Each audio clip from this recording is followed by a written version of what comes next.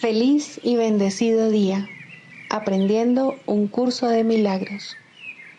El secreto de la verdadera oración es olvidarte de las cosas que crees necesitar. Pedir algo específico es igual que ver el pecado primero y luego perdonarlo. Del mismo modo, al orar pasas por alto tus necesidades específicas, tal como las ves, y las dejas en manos de Dios. Ahí se convierten en los regalos que le haces, pues le dicen que no antepondrás otros dioses a Él, ni que quieres otro amor que el suyo. Este libro es un comienzo, no un final.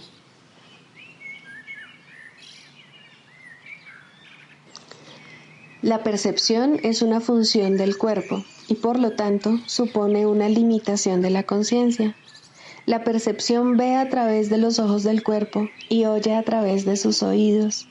Produce las limitadas reacciones que éste tiene. El cuerpo aparenta ser, en gran medida, automotivado e independiente, mas en realidad solo responde a las intenciones de la mente. Si la mente lo utiliza para atacar, sea de la forma que sea, el cuerpo se convierte en la víctima de la enfermedad, la vejez y la decrepitud. Si la mente, en cambio, acepta el propósito del Espíritu Santo, el cuerpo se convierte en un medio eficaz de comunicación con otros, invulnerable mientras se le necesite, que luego sencillamente se descarta cuando deja de ser necesario. De por sí, el cuerpo es neutro, como lo es todo en el mundo de la percepción. Utilizarlo para los objetivos del ego o para los del Espíritu Santo depende enteramente de lo que la mente elija.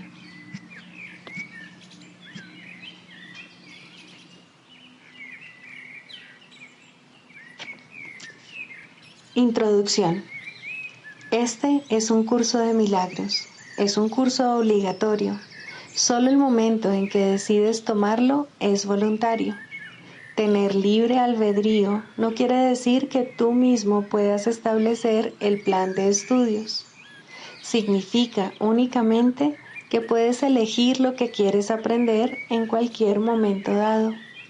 Este curso no pretende enseñar el significado del amor, pues eso está más allá de lo que se puede enseñar.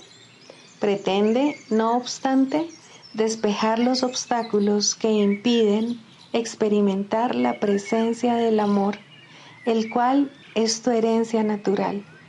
Lo opuesto al amor es el miedo, pero aquello que todo lo abarca no puede tener opuestos. Este curso puede, por lo tanto, resumirse muy simplemente de la siguiente manera. Nada real puede ser amenazado.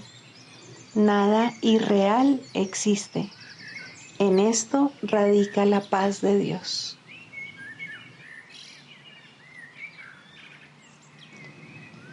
El Espíritu Santo es el mecanismo de los milagros. Él reconoce las creaciones de Dios, así como tus ilusiones. Separa lo verdadero de lo falso mediante su capacidad para percibir totalmente en vez de selectivamente.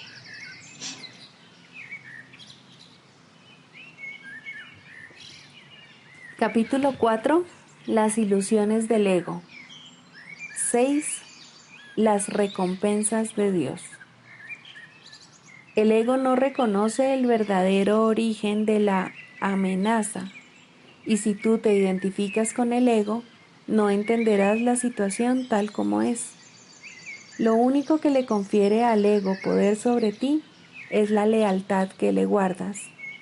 Me he referido al ego como si fuera una entidad separada que actúa por su cuenta.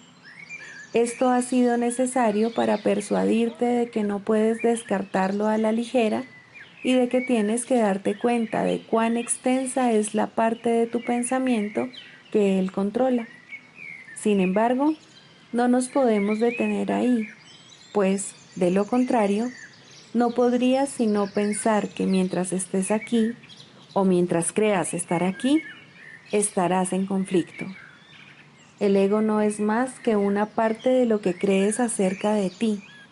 Tu otra vida ha continuado sin ninguna interrupción y ha sido y será siempre completamente inmune a tus intentos de disociarte de ella. En el proceso de aprender a escapar de las ilusiones, es imprescindible que nunca te olvides de la deuda que tienes con tu hermano. Es la misma deuda que tienes conmigo. Cuando actúas egoístamente con otro, repudias la gracia que esta deuda te ofrece y la percepción santa que produciría. La palabra santa puede usarse aquí porque a medida que aprendes cuán endeudado estás con toda la filiación, la cual me incluye a mí, te aproximas tanto al conocimiento como la percepción lo permite. La brecha que entonces queda es tan diminuta que el conocimiento puede salvarla y eliminarla para siempre. Todavía tienes muy poca confianza en mí, pero esta aumentará a medida que recurras más y más a mí, en vez de a tu ego, en busca de consejo. Los resultados te irán convenciendo cada vez más de que esta es la única elección cuerda que puedes hacer.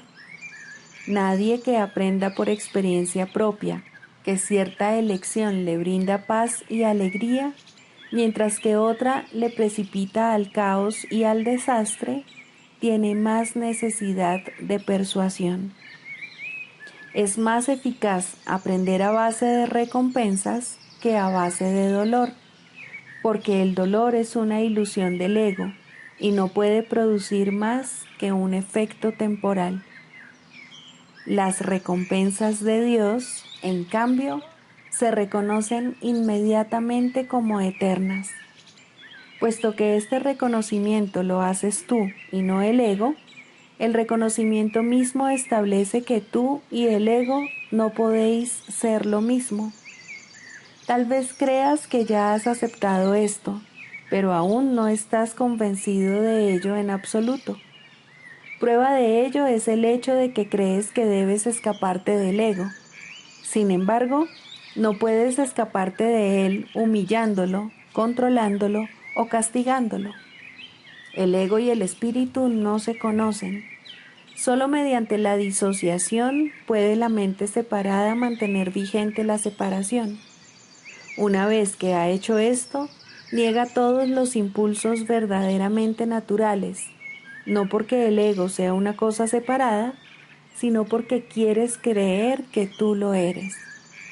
El ego es un mecanismo para seguir albergando esta creencia, pero sigue siendo únicamente tu decisión de usar tal mecanismo lo que lo perpetúa. ¿Cómo puedes enseñarle a alguien el valor de algo que él mismo ha desechado deliberadamente?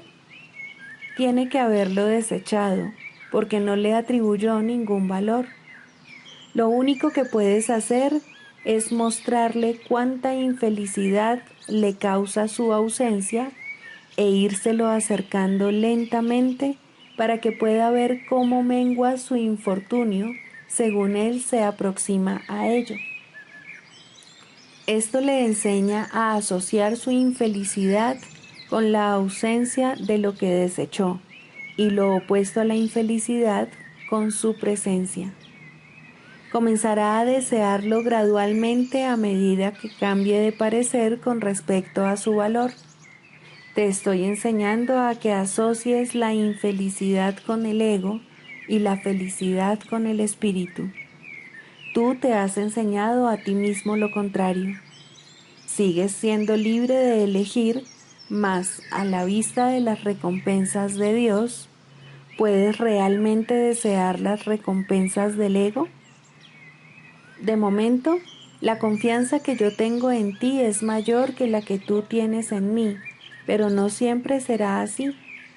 Tu misión es muy simple. Se te pide que vivas de tal forma que demuestre que no eres un ego, y yo no me equivoco al elegir los canales de Dios. el Santísimo comparte mi confianza y acepta mis decisiones con respecto a la expiación, porque mi voluntad nunca está en desacuerdo con la suya. Dije anteriormente que yo estoy a cargo de la expiación. Esto es así debido únicamente a que completé mi papel en ella como hombre y ahora puedo completarla a través de otros. Los canales que he elegido no pueden fallar porque les prestaré mi fortaleza mientras la suya sea insuficiente. Iré contigo al Santísimo y mediante mi percepción, Él podrá salvar la diminuta brecha. Tu gratitud hacia tu hermano es la única ofrenda que quiero. Yo se la llevaré a Dios por ti, sabiendo que conocer a tu hermano es conocer a Dios. Si le estás agradecido a tu hermano, le estarás agradecido a Dios por lo que Él creó. Mediante tu gratitud podrás llegar a conocer a tu hermano, y un momento de verdadero reconocimiento convierte a todo el mundo en tu hermano, porque cada uno de ellos es hijo de tu Padre.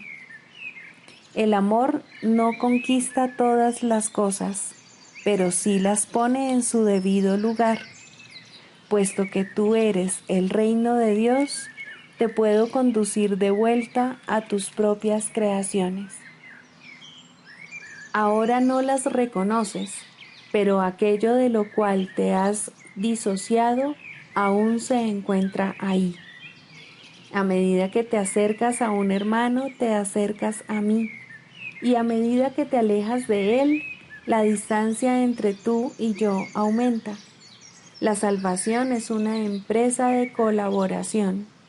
No la pueden emprender con éxito aquellos que se desvinculan de la filiación, porque al hacer eso se desvinculan de mí. Dios acudirá a ti solo en la medida en que se lo ofrezcas a tus hermanos. Aprende primero de ellos y estarás listo para oír a Dios. Eso se debe a que el amor solo tiene una función.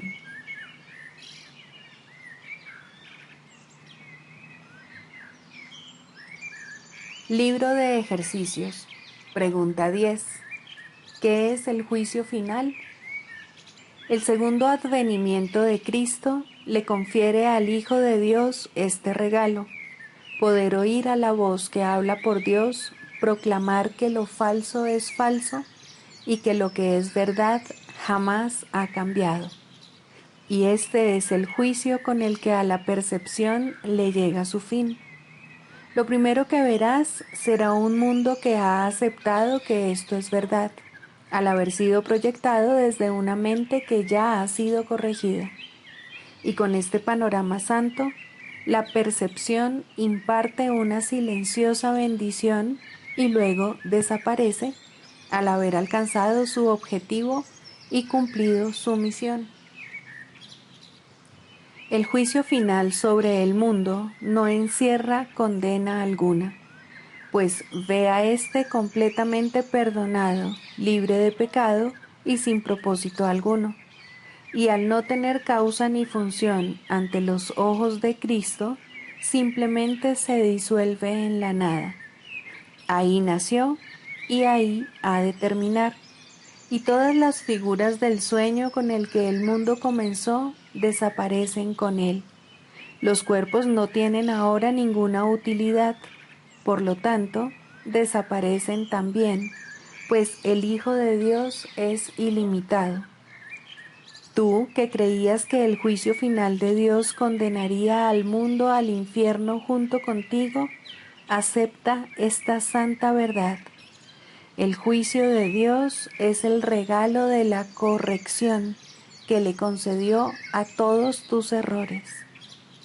Dicha corrección te libera de ellos y de todos los efectos que parecían tener. Tener miedo de la gracia redentora de Dios es tener miedo de liberarte totalmente del sufrimiento, del retorno a la paz, de la seguridad y la felicidad, así como de tu unión con tu propia identidad. El juicio final de Dios es tan misericordioso como cada uno de los pasos de su plan para bendecir a su Hijo y exhortarlo a regresar a la paz eterna que comparte con Él.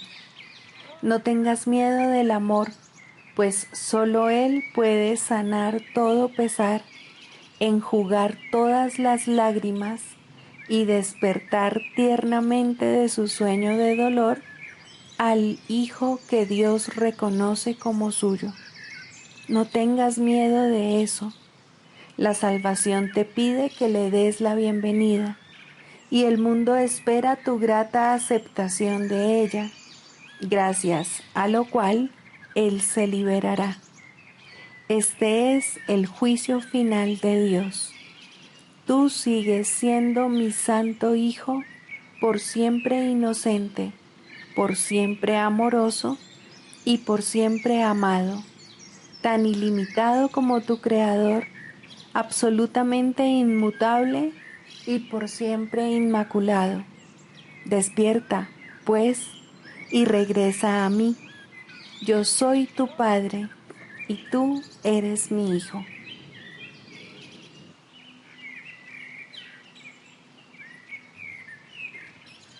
Lección 311. Juzgo todas las cosas como quiero que sean. Los juicios se inventaron para usarse como un arma contra la verdad. Separan aquello contra lo que se utilizan y hacen que se vea como si fuese algo aparte y separado. Luego hacen de ello lo que tú quieres que sea. Juzgan lo que no pueden comprender, ya que no pueden ver la totalidad, y, por lo tanto, juzgan falsamente. No nos valgamos de ellos hoy, antes bien, ofrezcámoselos de regalo a aquel que puede utilizarlos de manera diferente. Él nos salvará de la agonía de todos los juicios que hemos emitido contra nosotros mismos y reestablecerá nuestra paz mental al ofrecernos el juicio de Dios con respecto a su Hijo. Padre, estamos esperando hoy con mentes receptivas a oír tu juicio con respecto al Hijo que tú amas. No lo conocemos y así no lo podemos juzgar. Por lo tanto, dejamos que tu amor decida qué es lo que no puede sino ser aquel a quien tú creaste como tu Hijo.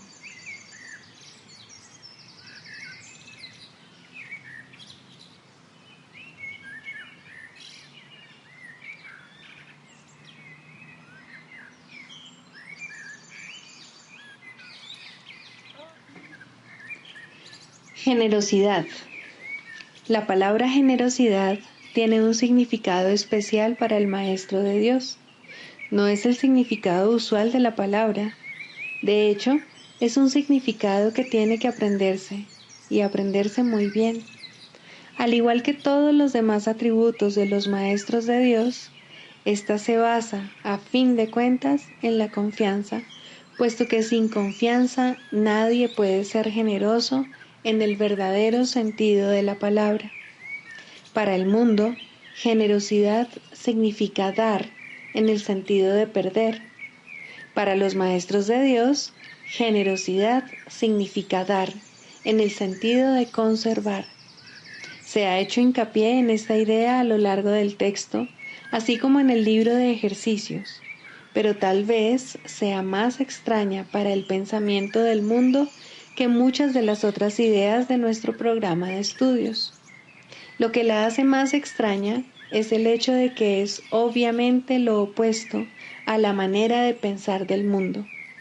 De la manera más clara posible y en el más simple de los niveles, la palabra significa exactamente lo opuesto para los maestros de Dios que para el mundo. El Maestro de Dios es generoso en interés propio, pero no nos referimos aquí al interés propio del ser del que el mundo habla. El Maestro de Dios no quiere nada que Él no pueda dar, pues se da cuenta de que, por definición, ello no tendría ningún valor para Él. ¿Para qué lo iba a querer? Solo podría perder por su causa, no podría ganar nada. Por lo tanto, no busca nada que sea solo para Él, ya que eso sería la garantía de que lo perdería. No quiere sufrir, porque entonces iba a querer buscarse dolor, pero sí quiere conservar todas las cosas que son de Dios y que, por ende, son para su Hijo. Esas son las cosas que le pertenecen. Esas sí que las puede dar con verdadera generosidad, conservándolas de este modo para sí mismo eternamente.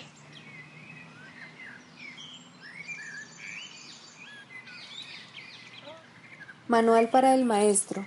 Pregunta 7. ¿Debe repetirse la curación? En realidad, esta pregunta se contesta a sí misma. La curación no puede repetirse. Si el paciente se ha curado, ¿qué queda por curar? Y si la curación siempre tiene lugar, como ya hemos dicho, ¿qué es lo que hay que repetir? Si un maestro de Dios se sigue preocupando por el resultado de una curación, no hace sino limitarla. Ahora es la mente del mismo maestro de Dios la que necesita ser curada, y esto es lo que él debe facilitar. Ahora el paciente es él, y así es como debe considerarse a sí mismo. Ha cometido un error y tiene que estar dispuesto a cambiar de mentalidad al respecto. Le faltó la confianza que habría hecho posible dar verdaderamente y, por lo tanto, no recibió el beneficio de su regalo. Cada vez que un maestro de Dios trató de ser un canal de curación, tuvo éxito. De sentirse tentado de dudar de ello, no debería repetir su esfuerzo previo. Este ya fue máximo, pues el Espíritu Santo así lo aceptó y así lo utilizó. El Maestro de Dios tiene ahora ante sí solo un camino a seguir. Tiene que hacer uso de su razón para decirse a sí mismo que le ha entregado el problema a uno que no puede fallar, y debe reconocer que su propia incertidumbre no es amor, sino miedo y, por consiguiente, odio. Su posición se ha hecho, por lo tanto, insostenible, pues le está ofreciendo odio a alguien a quien le ofreció amor. Esto es imposible. Habiendo ofrecido amor, solo se puede recibir amor. En esto es en lo que el Maestro de Dios tiene que confiar. Esto es lo que realmente significa la afirmación de que la única responsabilidad del obrador de milagros es aceptar la expiación para sí mismo. El Maestro de Dios es un obrador de milagros porque da los regalos que ha recibido, pero primero tiene que aceptarlos.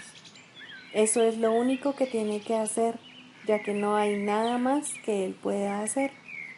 Al aceptar la curación, puede darla. Si pone esto en duda, que recuerde quién dio el regalo y quién lo recibió. Así se aclara su duda. Pensó que Dios le podía quitar los regalos que le había dado.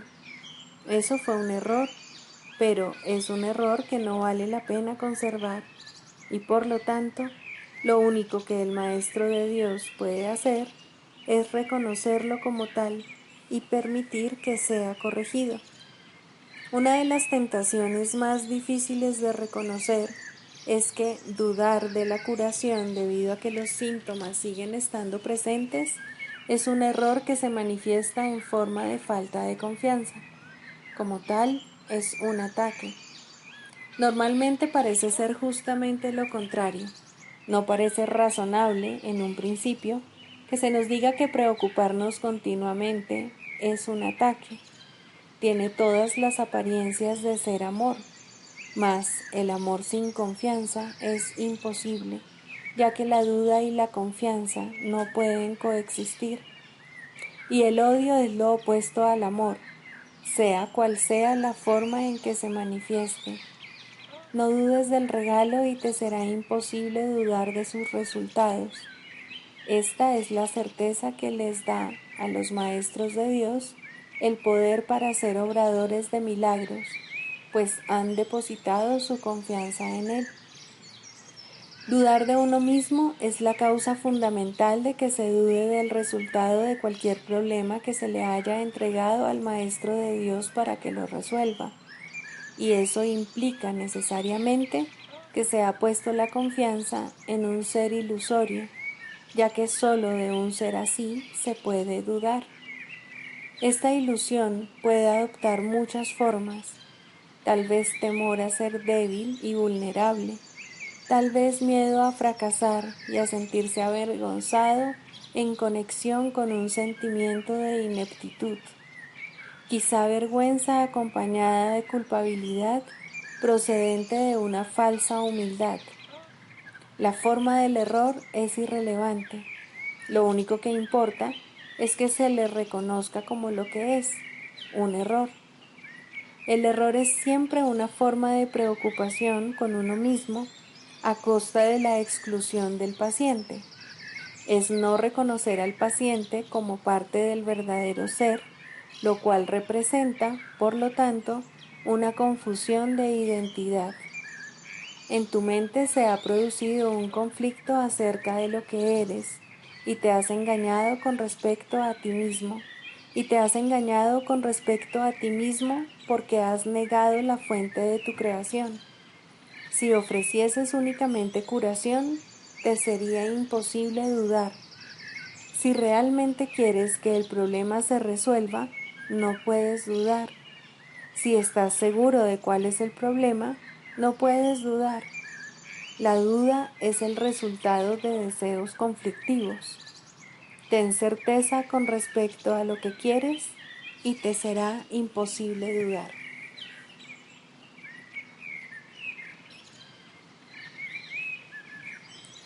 Manual para el maestro. Clarificación de términos. 6. El Espíritu Santo.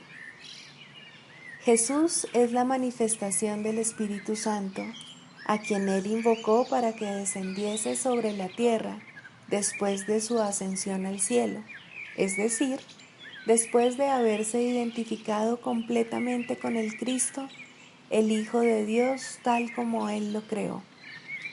Al ser el Espíritu Santo una creación del único Creador, y al crear junto con Él y a su semejanza o espíritu, es eterno y nunca ha cambiado. Fue invocado para que descendiese sobre la tierra, en el sentido de que entonces se hizo posible aceptarle y escuchar su voz. Su voz es la voz de Dios y, por lo tanto, ha adquirido forma. Dicha forma no es su realidad, la cual solo Dios conoce junto con Cristo, su verdadero Hijo, quien es parte de Él.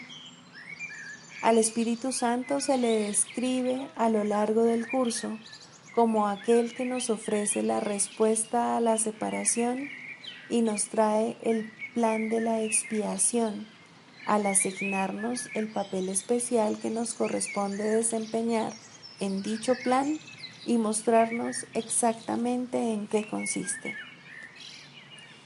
Él ha designado a Jesús como el líder para llevar a cabo su plan, ya que Jesús fue el primero en desempeñar perfectamente su papel. Se le ha dado pleno poder en el cielo y en la tierra, y lo compartirá contigo cuando tú hayas desempeñado el tuyo. El principio de la expiación le fue dado al Espíritu Santo mucho antes de que Jesús lo pusiese en marcha. Al Espíritu Santo se le describe como el último vínculo de comunicación que queda entre Dios y sus hijos separados. A fin de llevar a cabo esta función especial, Él ha asumido una doble función. Goza de conocimiento porque es parte de Dios, percibe porque fue enviado para salvar a la humanidad. Él es el gran principio corrector, el portador de la verdadera percepción, el poder intrínseco de la visión de Cristo. Él es la luz en la que se percibe el mundo perdonado, en el que solamente puede verse la faz de Cristo. Él nunca se olvida del Creador ni de su creación. Él nunca se olvida del Hijo de Dios. Él nunca se olvida de ti. Te brinda el amor de tu Padre en un eterno resplandor que nunca será extinguido, porque Dios mismo lo depositó ahí. El Espíritu Santo mora en la parte de tu mente, que es parte de la mente de Cristo. Él representa a tu ser y a tu Creador, quienes son uno. Habla por Dios y también por ti, ya que está unido a ambos. Por consiguiente, Él es la prueba de que ambos son uno solo. El Espíritu Santo parece ser una voz, pues de esa forma es como te comunica la palabra de Dios. Parece ser un guía por tierras lejanas, pues esa es la clase de ayuda que necesitas. Y también parece ser cualquier cosa que satisfaga las necesidades que creas tener. Pero Él no se engaña cuando te percibes a ti mismo atrapado por necesidades que no tienes. De ellas es de las que quiere liberarte. De ellas es de las que quiere ponerte a salvo. Tú eres su manifestación en este mundo. Tu hermano te invoca para que seas su voz junto con él.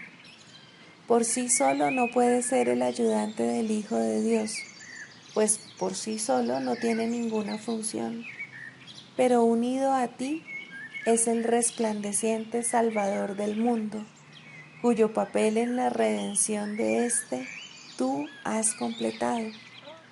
Él te da las gracias a ti y a tu hermano, pues te elevaste con él cuando él empezó a salvar al mundo, y estarás con él cuando el tiempo haya cesado y ya no quede ni rastro de los sueños de rencor en los que bailabas al compás de la exangüe música de la muerte, pues en su lugar se oirá el himno a Dios por unos momentos más, y luego ya no se oirá más la voz, ya que no volverá a adoptar ninguna forma, sino que retornará a la eterna amorfía de Dios.